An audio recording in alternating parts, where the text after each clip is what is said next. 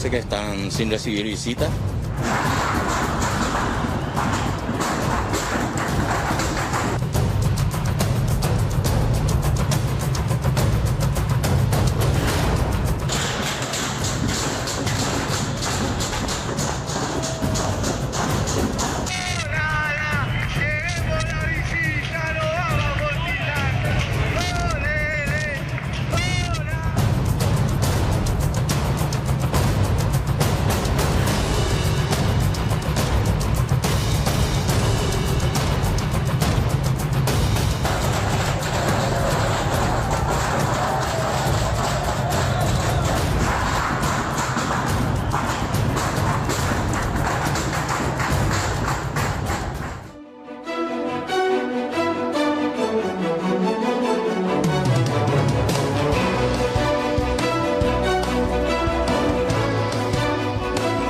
Buenas noches, queridos televidentes, bienvenidos al noticiero segunda edición de hoy miércoles 27 de mayo. Ya tenemos un importante descenso de temperatura, se siente ya este ambiente invernal, ¿verdad? Tenemos 12 grados actualmente y con respecto a lo que tiene que ver con esta estación y por supuesto al respecto de esta pandemia queremos actualizar con ustedes el último tuit que lanzó el ministro de Salud, Julio Mazzoleni, a través de su red social Twitter. Y atención con su informe que dio en el transcurso de la jornada de hoy.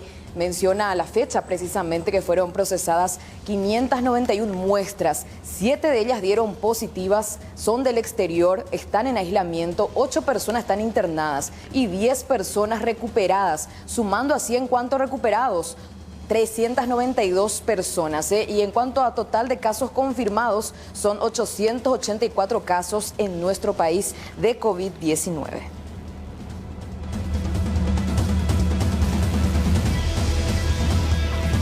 Bueno, y con respecto a la situación de los compatriotas que están varados en zonas fronterizas, la CODENA se pronunció al respecto, pidió tolerancia y paciencia porque de a poco van a permitir el ingreso, pero por supuesto deben de cumplir con el protocolo estricto.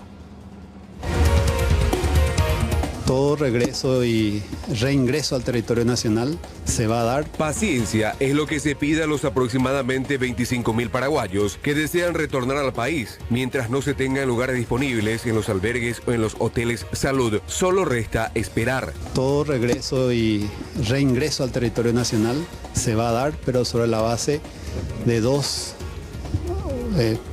principios específicos: la organización y la coordinación. No se puede venir si no se tiene un lugar asignado para ellos porque no pueden ir directamente a sus casas. Ustedes saben que en este momento, gracias a Dios, los hospitales están vacíos, pero porque los albergues están llenos. Hay un sector que va a ir a hoteles porque así lo decidió y otros que va a ir a albergues. Ahora, no hay lugar para todos, ciertamente. Acabas de señalar, son 25.000.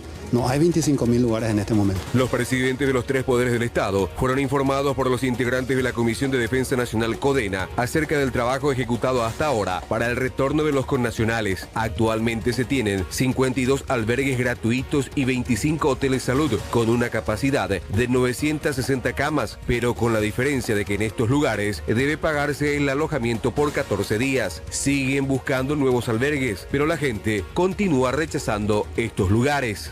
Prácticamente todos los días, y de hecho todos los días estamos en plena tarea de buscar y conseguir nuevos albergues. Seguimos teniendo dificultades, pero de a poco la gente va concienciándose y va entendiendo lo que significa, lo que implica, que no hay riesgos y que es una cuestión humanitaria, que todos tenemos que contribuir. El hecho que cualquiera de nosotros tengamos el virus no nos convierte en enemigos ni monstruos. Al contrario, somos seres humanos como cualquiera. El total de paraguayos que desea volver al país orilla los 25.000, pero la lista diaria de compatriotas que espera autorización para viajar y reingresar a nuestro territorio oscila entre 3.500 y 3.600 personas. Bueno, y por otra parte, por supuesto, no podemos dejar de informar con respecto a las investigaciones en torno a las irregularidades existentes en la adquisición de los insumos y elementos de bioseguridad por parte del Ministerio de las empresas que fueron adjudicadas, las cuales aparentemente no cumplen con los requisitos. En torno a eso, precisamente, una comitiva fiscal se constituyó hasta el parque sanitario que está en Mariano Roque Alonso e incautó varios de estos insumos que serán peritados.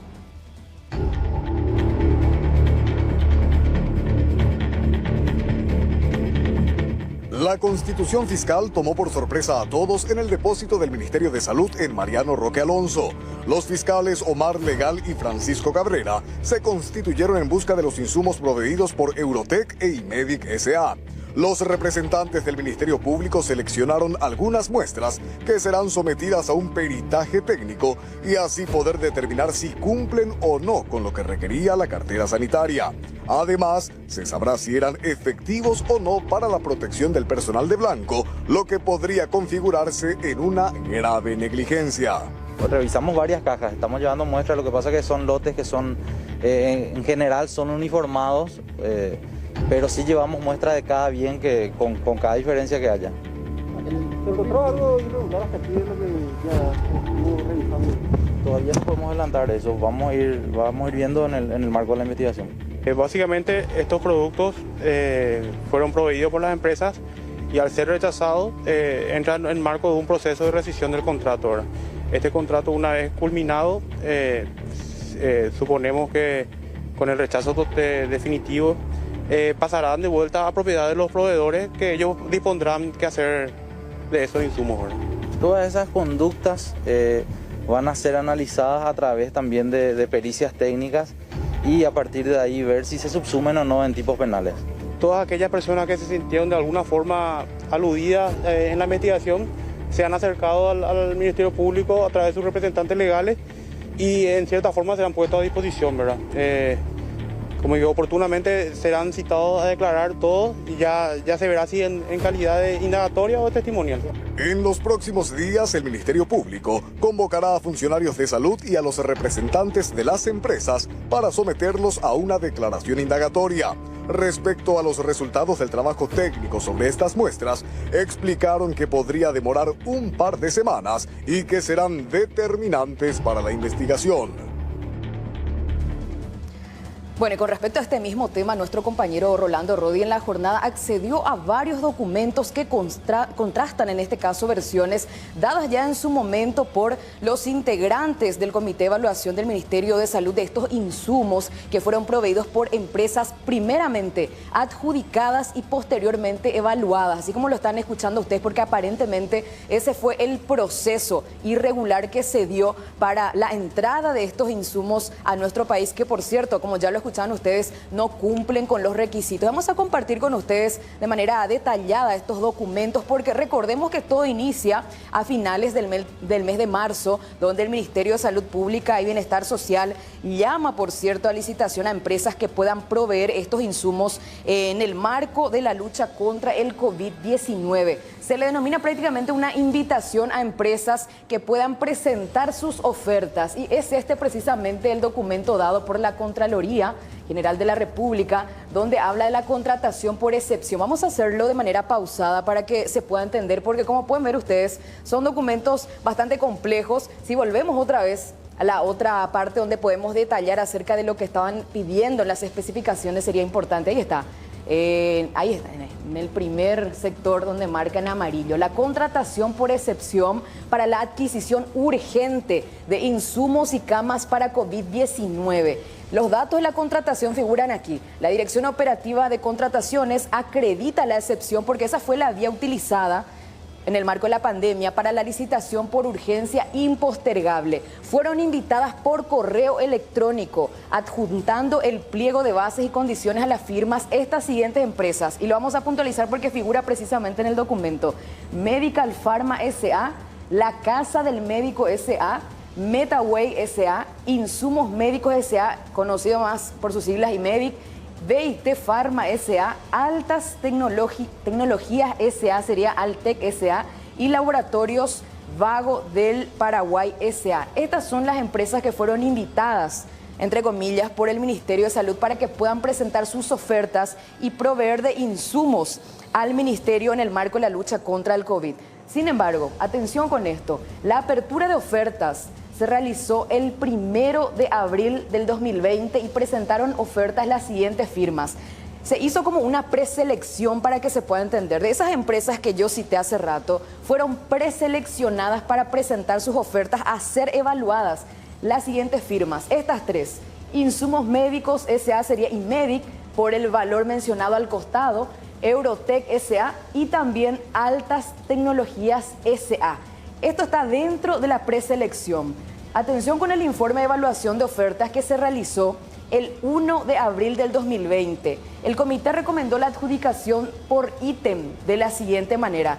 En este caso, Insumos Médicos S.A. se comprometería al siguiente lote. Ahí estamos viendo mascarillas N95 superior, traje protección para riesgo biológico, así como también se comprometieron al ítem 1 que sería cama manual para paciente por el siguiente importe que aparece allí al costado. Posteriormente, Eurotech S.A. también con el lote 1, según el ítem presentado, se compromete con protector facial, con protector ocular, así como también mascarilla quirúrgica y traje de protección para riesgo biológico, con el mencionado importe. Y más abajo también figura lo que presentaría en cuanto a ítem la otra empresa que estaba también siendo analizada en este caso para la presentación, o en este caso para la adjudicación de los insumos. A ver si pasamos un poco al otro gráfico para puntualizar un poco más de lo que decía este documento. Bueno, atención con esto, porque acá estamos viendo ya, Asunción 3 de abril menciona, aparentemente en esta fecha, señores, ya estamos hablando acerca de una adjudicación. Esta es una nota que se envió por correo por parte de la Dirección General de Administración y Finanzas, Dirección Operativa Contrataciones, el Departamento de Adjudicaciones más bien del gobierno, a las mencionadas empresas que fueron preseleccionadas. Dice lo siguiente: me dirijo a ustedes referente a la adquisición urgente de insumos y camas para COVID-19 a fin de comunicarles, mucha atención acá, porque ya estamos hablando de una adjudicación por parte del Ministerio de Salud, por parte del gobierno, de las mencionadas empresas sin antes realizarse la evaluación de los insumos que ellos deberían de haber proveído, al menos muestras inicialmente al Ministerio. Y acá ya estamos hablando de una adjudicación el 3 de abril de Eurotech S.A. e Insumos Médicos S.A. Sin embargo, todavía no se había evaluado la muestra que debían de presentar inicialmente. Ahí estamos viendo. Al respecto, señalamos que se deberá formalizar el contrato dentro de las 24 horas siguientes a la recepción de la presente notificación. Bueno, estos son los requisitos, por ejemplo, que normalmente confirman, o sea, contrastan en el documento que tienen que cumplir las empresas para poder ser adjudicadas. Si por ahí pasamos al otro documento, ahí ya vamos a tratar de reflejar lo que estamos queriendo explicarles a ustedes de estas irregularidades detectadas. Este documento de adjudicación incluso fue firmado por el señor Gustavo Barrios, que es el jefe del Departamento de Adjudicaciones.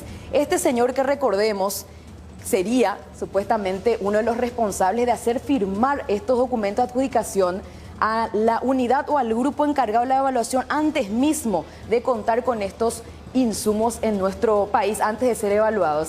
A ver un poco esto. Esto sería ya finalmente, eso ya leímos hace instantes, que tiene que ver con la adjudicación, que se adjudicaron finalmente las empresas de manera inicial y luego se hicieron las evaluaciones. Bueno, tenemos la entrevista, Pitoni, para compartir con la teleaudiencia, para recordar lo que decía el abogado Pedro Santander. ¿Quién es él? Él forma parte del grupo de evaluadores del ministerio que tenían que encargarse de certificarse que los insumos cumplen con los requisitos para poder finalmente la empresa ser adjudicada. Él mencionó en un momento dado que este fue el proceso erróneo que se llevó a cabo para finalmente ser adjudicada. ¿Existió o no algún tipo de amañe? Es lo que nos preguntamos. No lo sabemos. Vamos a escuchar, a recapitular un poco esta entrevista dada en su momento por el abogado Pedro Santander, el integrante de la comisión de evaluación, sobre cómo se habría dado este irregular proceso. Nosotros tomamos intervención a partir de que el doctor Pablo Lescano nos lleva el expediente a la oficina. Eso fue el 6 de abril, aproximadamente las 6:30 de la tarde.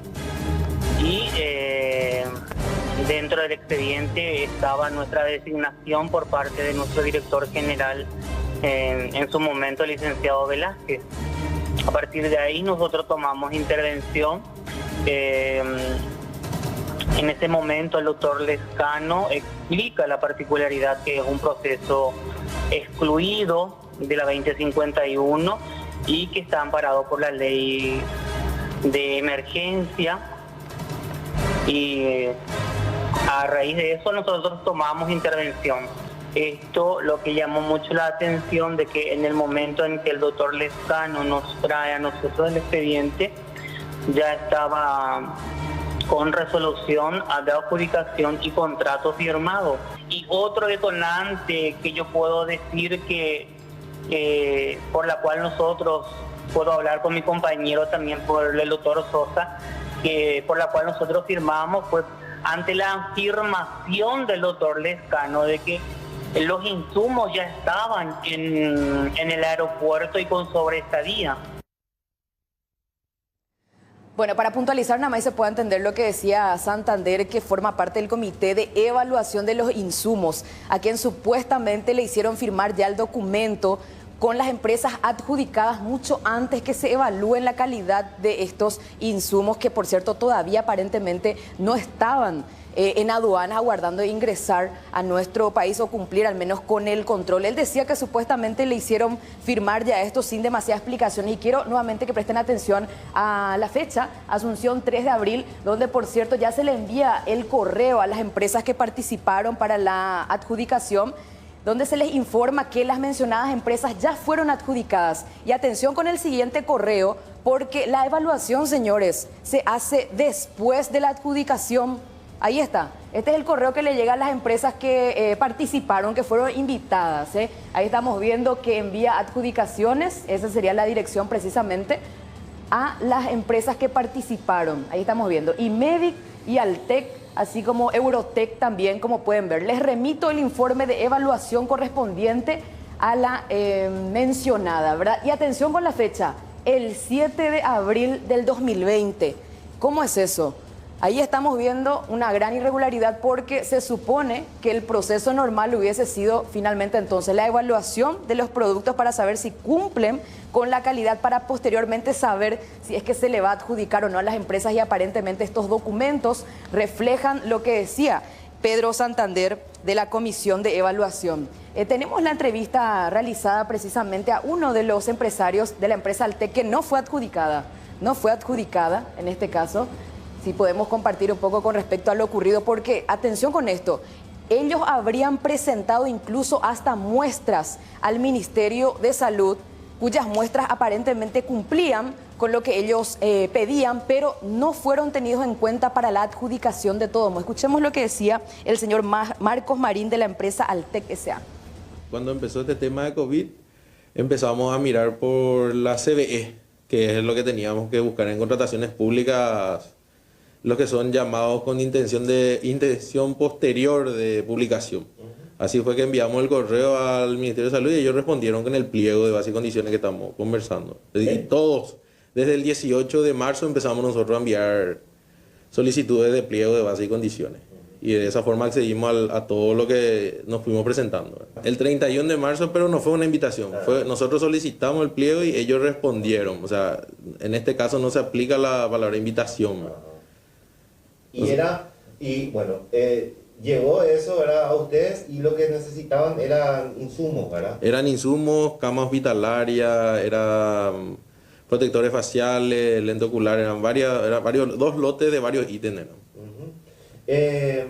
¿Y ustedes estaban en condiciones de proveer qué Totalmente. productos? Nosotros teníamos condiciones de proveer todos los productos, pero por cuestiones económicas era imposible presentarse a todos los lotes, ¿verdad?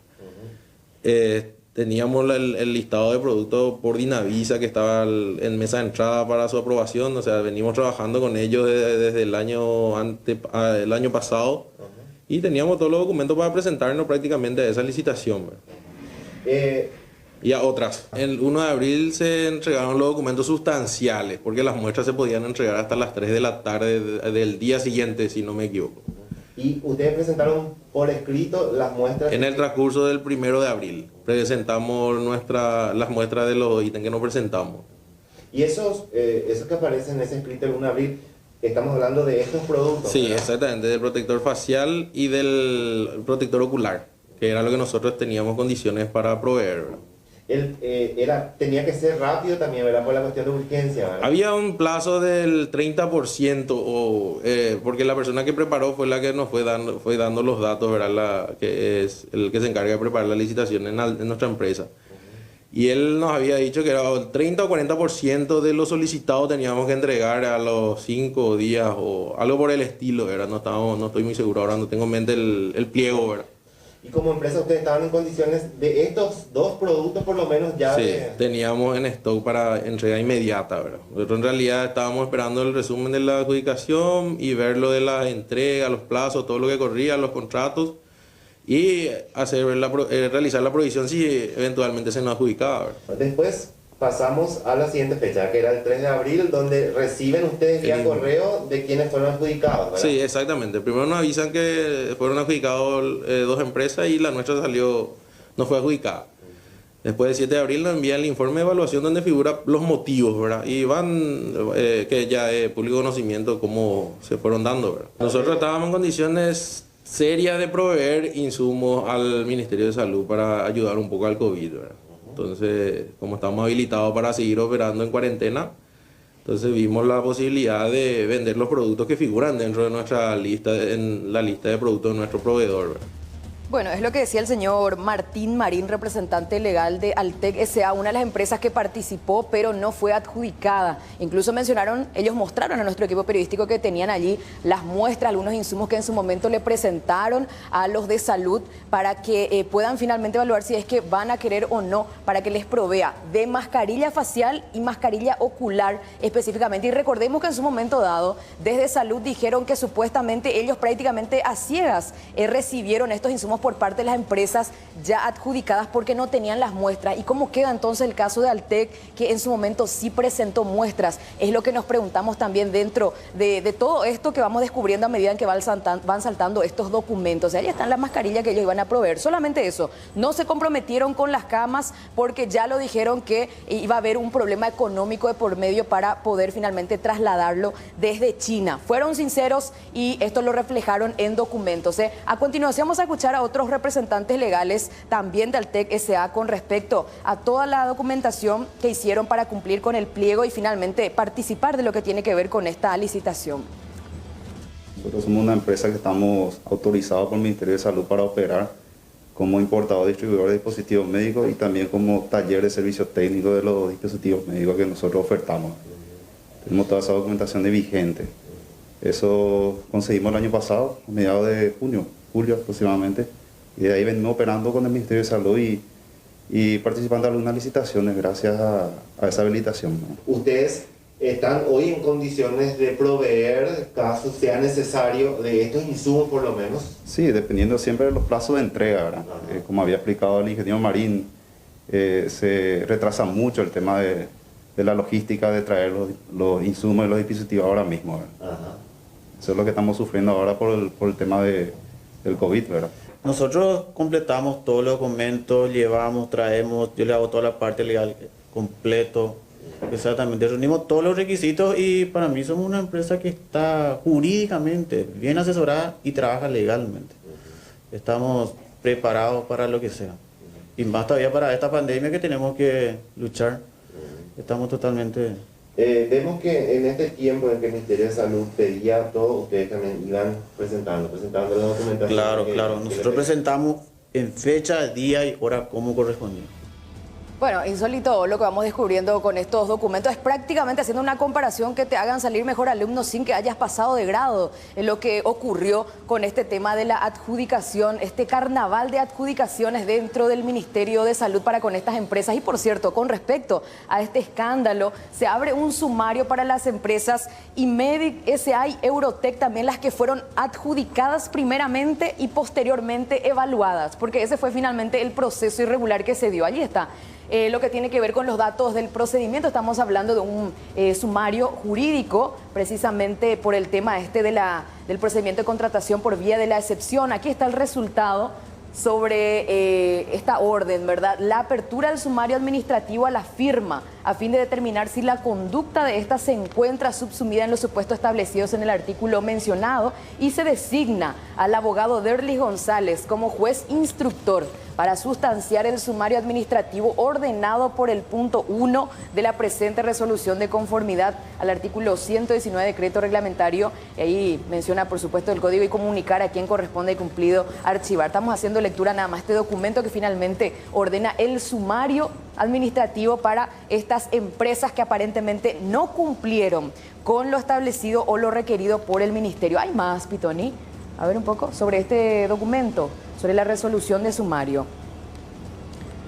Bueno, finalmente esa es la situación, por supuesto, que a medida que vayamos informando en nuestros horarios, vamos a ir mostrándoles más documentos que fueron descubiertos por nuestro equipo periodístico con respecto a estas contradicciones, ¿eh? Bueno, ese es de la otra empresa finalmente que también será sometida a sumario administrativo. Estamos hablando de Insumos Médicos S.A. Toda la situación que se vive en medio de lo que tiene que ver con esta lucha contra el COVID-19 que lastimosamente está nuevamente empañada por aparentemente rastros de corrupción, ¿eh? Bueno, vamos a cambiar de tema, señores. Vamos a dejar un poquitito de lado esto que tiene que ver con la evaluación, ¿verdad? Y todo más. Y vamos a pasar a otra de las informaciones de la jornada.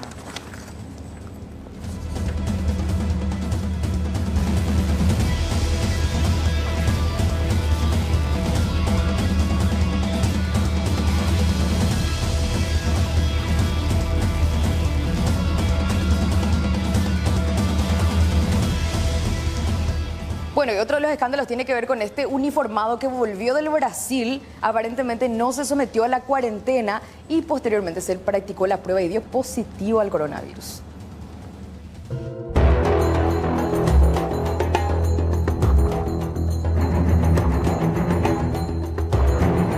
Un oficial que ingresó al país el pasado 7 de mayo, proveniente de Brasil, tras someterse a la cuarentena obligatoria, dio positivo a la prueba del COVID-19. Según la comisario principal, Elena Andrada, el agente se encuentra en aislamiento.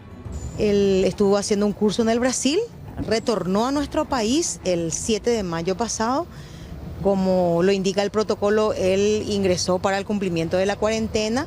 Esa cuarentena la está cumpliendo en el predio de la agrupación especializada, teniendo en cuenta que es un predio amplio, en donde no hay mucho movimiento ni tráfico de personas. Una vez pasados los días requeridos por el protocolo de salud para la toma de la muestra, se le ha tomado una muestra y dio positivo. Ahora, aclaro, él es una persona asintomática. ¿Qué quiere decir con esto? Que él está bien, ni siquiera presenta fiebre, él está normal, digámosle, sin alguna dolencia específica, pero sí totalmente aislado del contacto con la gente. Él tiene una habitación privada con el baño y está otra vez en lo que respecta a lo que es la agrupación especializada hacia el fondo, donde no tienen acceso las personas. O sea, él está totalmente aislado para tranquilidad de la gente que va a decir, pero ¿y la agrupación y los presos y la gente que entra? No, él está totalmente aislado. Este sitio fue evaluado por el equipo médico de nuestro hospital de policía, creyó que era apto para que él guarde su cuarentena ahí y bueno, y estamos a la espera de que finalice su proceso, ¿verdad? Para que pueda dársele el alta. Pese a la constante exposición de los agentes policiales en los controles realizados en la vía pública y el acompañamiento a compatriotas que ingresan del exterior, hasta el momento, solo 2 oficiales que fueron custodios de una senadora dieron positivo al COVID-19, a los que se suma este tercer caso proveniente del exterior.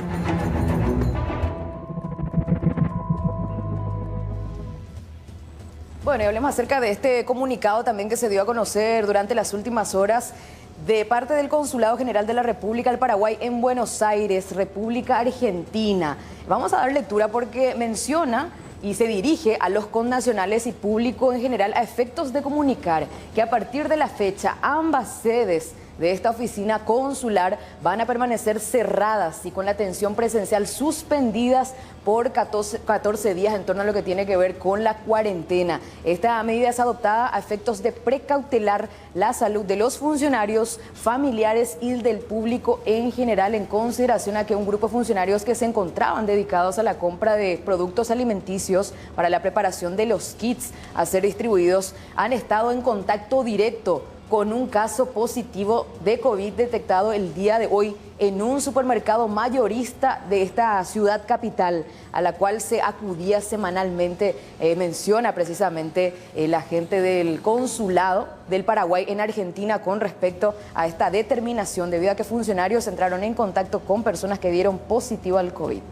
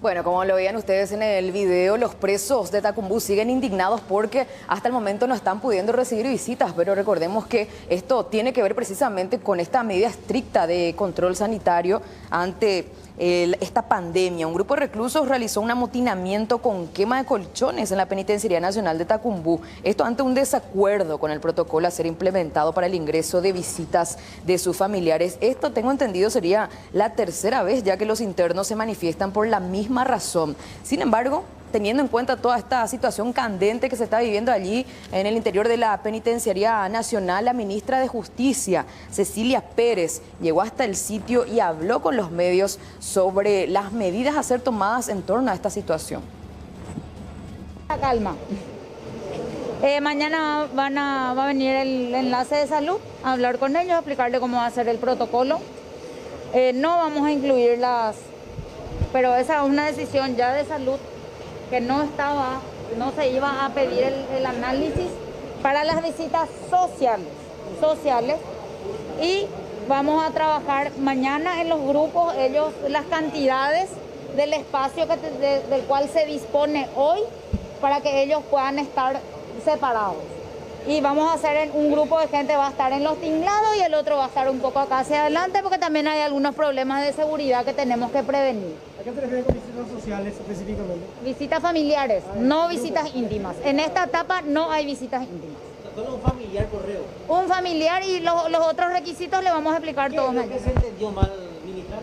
Hubo un comunicado que no hizo el Ministerio de Justicia. ¿Quién hizo el comunicado? No sabemos quién hizo. Quitaron una foto de un comunicado y eso empezó a circular, como que nosotros quitamos un comunicado que no tenía firma. Evidentemente es con mala intención, donde se ponía ciertos requisitos, entre ellos el COVID negativo. ¿Usted ya va a denunciar esto para que se investigue? ¿Quién fue? No, nosotros vamos a hacer una investigación interna, pero ¿A partir de cuándo las visitas? y vamos a ver si hacemos desde este fin de semana. ¿Cuánto ocurrió adentro? No me pidan todavía fecha, porque con ellos cerramos que vamos a comenzar este domingo, pero tenemos que establecer las cantidades y los espacios y ellos sus familiares tienen que cumplir con los requisitos que vamos a dar a conocer. Usted mencionaba que hay problemas de seguridad. ¿Renunció el jefe de seguridad de Tacumbú?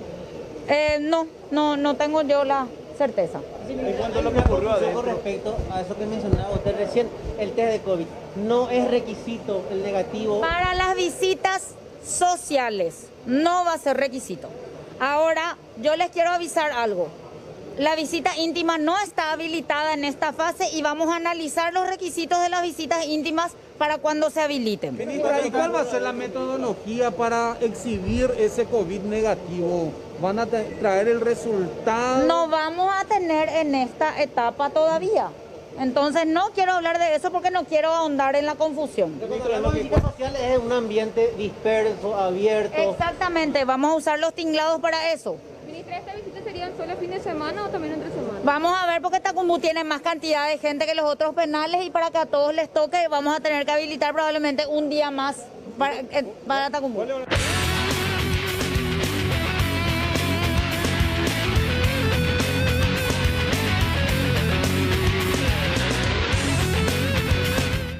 Bueno, momento de los deportes en el noticiero segunda edición. Mañana reunión clave en la Asociación Paraguaya de Fútbol, primeramente el Consejo Ejecutivo y después reunión de presidentes de los clubes de la primera división de nuestro país para aprobar el protocolo médico que después debe ser derivado al Ministerio de Salud Pública y Bienestar Social. Eso ya mirando la posible vuelta del fútbol profesional en nuestro país. Pero mucho ojo porque la división intermedia también ya comienza a moverse y atención con esto porque es una nota dirigida a Julio Mazzoleni Isfrán, ministro de Salud Pública de nuestro país. Nos dirigimos a usted en nombre y en representación de la división intermedia de la Asociación Paraguaya de Fútbol con el fin de solicitar la provisión gratuita de pruebas para la detección del COVID-19, uno de los requisitos principales del protocolo sanitario elaborado para las competencias de fútbol. La cantidad de pruebas solicitadas son de 15.000 unidades a ser distribuidas durante todo el campeonato. Las mismas serán aplicadas en atletas, cuerpo técnico y demás integrantes que componen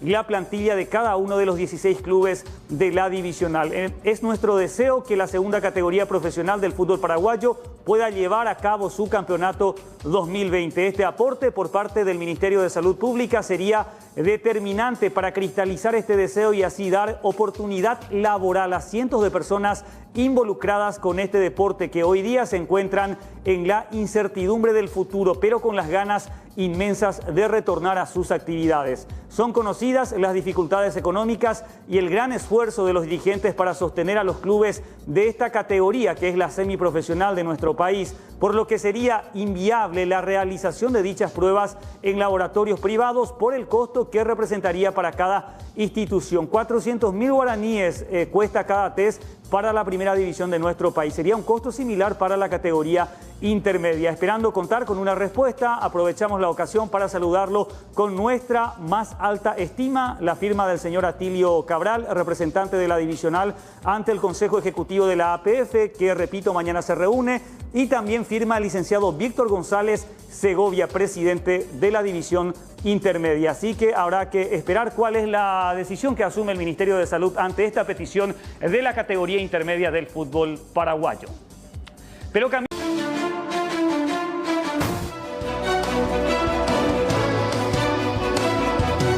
Bueno, seguimos con más informaciones y atención con esto que ocurrió en Villa Anita de Ñembú en el transcurso de la jornada, porque un hombre que estaba en compañía de su pareja y que acababa de salir del banco, efectivizó la suma de aproximadamente 150 millones de guaraníes, fue abordado por motoasaltantes, quienes, sin mediar palabras, sin dar la voz de asalto, ni mucho menos directamente, ya empezaron a efectuar disparos desde su arma de fuego contra sus víctimas y terminaron llevándose de esa manera el millonario botín.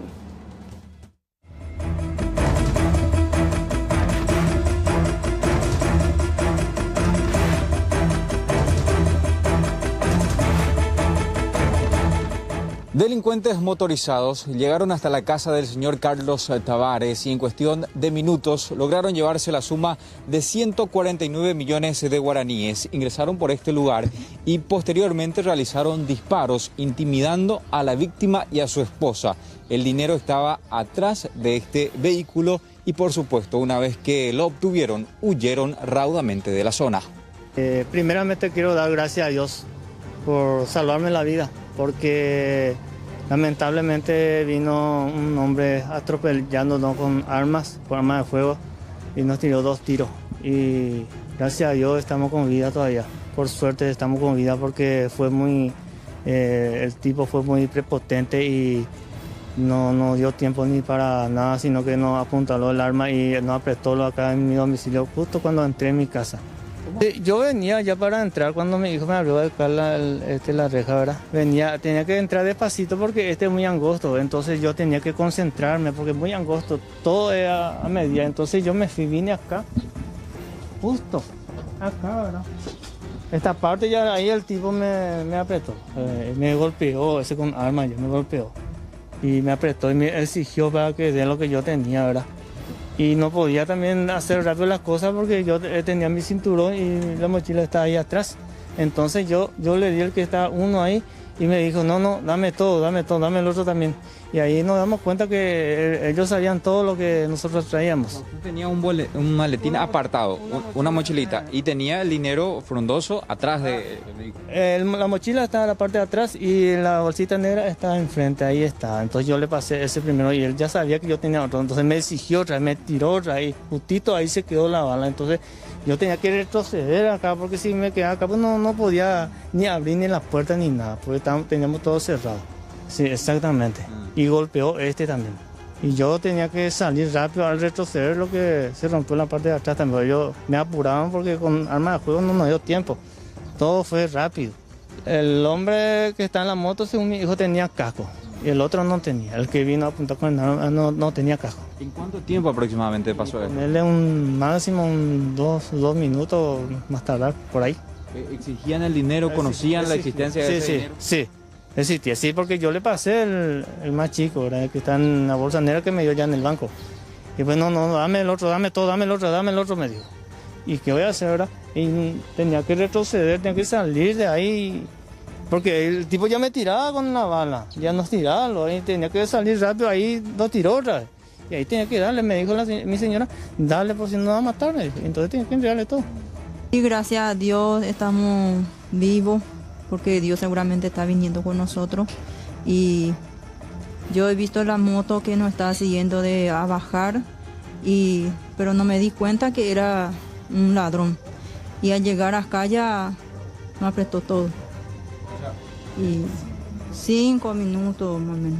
Y 2 o 3 minutos lo que tardaron y llevan todo lo que tenían que llevar. Efectuaron disparos tremendos. 2 disparos. Para la víctima existen situaciones que no encajan en este asalto, ya que la información del dinero solamente se concentraba dentro del núcleo familiar. La Policía Nacional ya llegó hasta este lugar y pudo obtener informaciones importantes como imágenes de circuito cerrado que aportarían los datos necesarios para atrapar a estos delincuentes.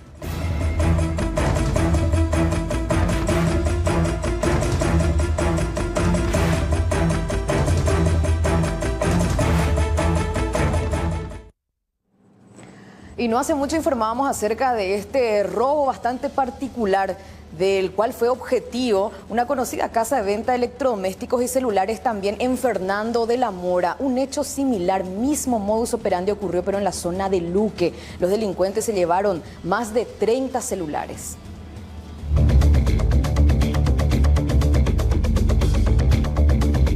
Dos delincuentes llegaron a bordo de una motocicleta e ingresaron a esta casa comercial. Se llevaron aproximadamente 30 celulares, además 3 millones de guaraníes en efectivo. En hora de la mañana tuvimos un hecho de asalto a un sucursal de Bristol por parte de 2 sujetos que estaban a bordo de una motocicleta. Ingresaron al local, en el local se encontraban en ese momento 8 personas, 8 empleados, y exigieron la entrega de los aparatos celulares que estaban en el mostrador. Llevaron aproximadamente 30 celulares de alta gama y dinero efectivo aproximadamente 3 millones hasta ahora, lo que tenemos conocimiento. ¿No se sabe del paradero de estos sujetos? Hasta el momento todavía no se sabe el paradero de estos sujetos y estamos en la búsqueda de los mismos. ¿Esta casa comercial es nueva? ¿Hace rato ya que está en el lugar? Según nuestras informaciones, es un local recientemente inaugurado en el lugar. ¿No se tiene características de las personas que entraron? Los testigos, los empleados del lugar dijeron que estaban totalmente cubiertos. Uno tenía casco y otro tenía capucha, todo vestido de negro. Ambos con arma de fuego. ¿En este caso no hubo personas heridas? Afortunadamente no hubo personas heridas en este hecho. La fase 2 de la cuarentena no solamente liberó a varios trabajadores, sino que también a delincuentes quienes ya operan de manera normal nuevamente y acechan a centros comerciales.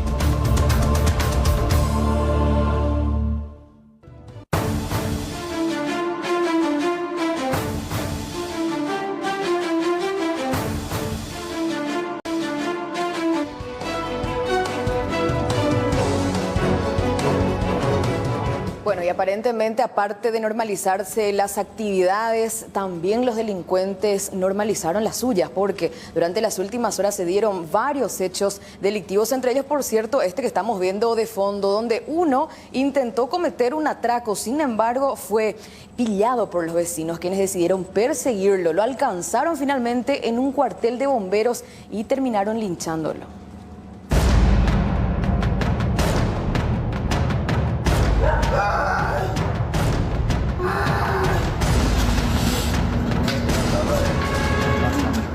Vecinos molieron a golpe a un presunto delincuente quien ingresó a una vivienda. Después quiso refugiarse en este cuartel de los bomberos voluntarios de la ciudad de Luque. Esta persona quiso ingresar para refugiarse de los vecinos que le estaban queriendo linchar. Su intención era refugiarse. Como notás, tenemos el portón siempre cerrado bajo llave, justamente por eso, porque no es la primera vez que estamos viviendo esta situación. Ya hubo ocasiones que compañeras fueron acosadas, fueron acechadas por el simple hecho de que están solas. O sea, estamos siempre expuestos en ese horario, siempre, vamos a decirle, difícil de la madrugada. Yo, para apaciguar las cosas, le dije a estas personas que ahí hay una cámara, como notás. Yo le dije, ahí hay una cámara, esa cámara se puede usar en contra de ustedes y por favor, cálmense, vamos a solucionar. Entonces esta persona me dice, que grave, no importa tu cámara. Esta es una rata y le vamos a golpear hasta matarle.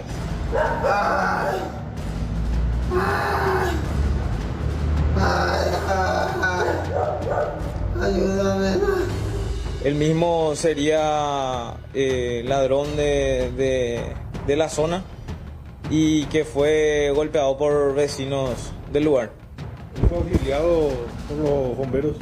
El mismo se encontraba en compañía de los bomberos voluntarios y una vez que llegó la patrulla en el lugar fue auxiliado hasta el Hospital General de Luque. ¿El nombre de la víctima? El nombre de la víctima es Cristian Candia, tiene 23 años de edad. El hombre de 23 años fue brutalmente golpeado y posteriormente derivado al Hospital Regional de la ciudad de Luque.